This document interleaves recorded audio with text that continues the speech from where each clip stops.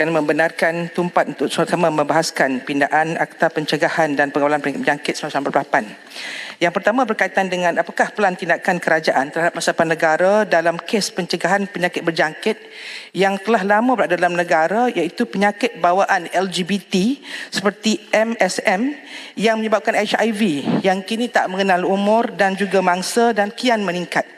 Apakah tempat khusus untuk rawatan HIV ini yang kita lihat semakin hari semakin meningkat, dan berapakah kos yang telah ditanggung oleh pihak kerajaan akibat penyakit yang dimulakan dengan pilihan sendiri ini, dan sekiranya melibatkan anggota kerajaan, apakah tindakan yang dikenakan kepada mereka?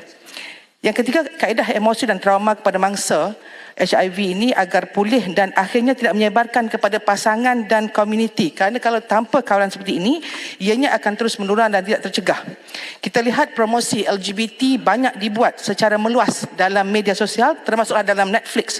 Apakah akta ini akan berkuasa kepada operator-operator seperti ini, kerana ini bersifat boleh menggalakkan pada penyakit berjangkit?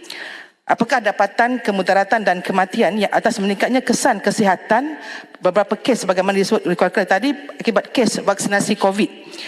Adakah negara mempunyai sebarang rundingan untuk mengadakan MOU dengan mana-mana negara bagi pembinaan vaksin sendiri dan peralatan bagi mengurangkan kos yang ditanggung negara sekiranya terdapat wabak pada masa akan datang? Khususnya berkenaan dengan parti, kita memahami bahawa kerajaan telah pun mengambil pendekatan vaksinasi kepada parti dalam kes COVID.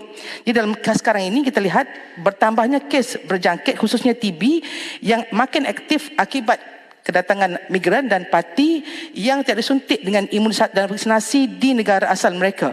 Terdapat cadangan oleh pihak kerajaan untuk memberikan suntikan vaksinasi kepada ibu hamil dan kanak-kanak yang dikira sebagai stateless yang ada di Malaysia, dan berapakah anggaran kos dan siapakah pihak yang akan menanggung kos ini? Tahun 2020 data vaksinasi COVID dibuat menggunakan MySejahtera, dan apakah keadaan ataupun kaedah terkini yang akan digunakan untuk menggunakan data yang tepat agar parti yang mempunyai penyakit ini tidak menjangkiti dan tidak menular kepada rakyat kita, khususnya kepada kalangan kanak-kanak? Khususnya berkaitan dengan hospital atau tempat kuarantin dan rawatan penyakit berjangkit di bawah Seksyen 2. Apakah status MIID, iaitu Malaysian Institute of Infectious Disease, Institut Penyakit Berjangkit Malaysia pada sekarang ini, berapakah hospital dan klinik kesihatan yang dikhususkan untuk rawatan penyakit berjangkit agar ia boleh mencegah penularan dan kepakaran serta kecekapan dalam rawatan ini? Apakah SOP sebagai stesen kuarantin? Sebagai contohnya sekarang ini kita lihat masa COVID itu dibuat di Serdang. Sekarang ini dah kembali kepada asal. Bagaimanakah kos yang telah pun dihabiskan untuk pembinaan tempat-tempat secara contemporary seperti yang dibuat pada ketika itu? Kita juga ingin tahu berapakah pakar dan pegawai sokongan bagi penyakit berjangkit yang ada dalam negara pasca COVID-19. Berapakah bilangan pegawai kesihatan persekitaran dan di manakah mereka ini ditempatkan?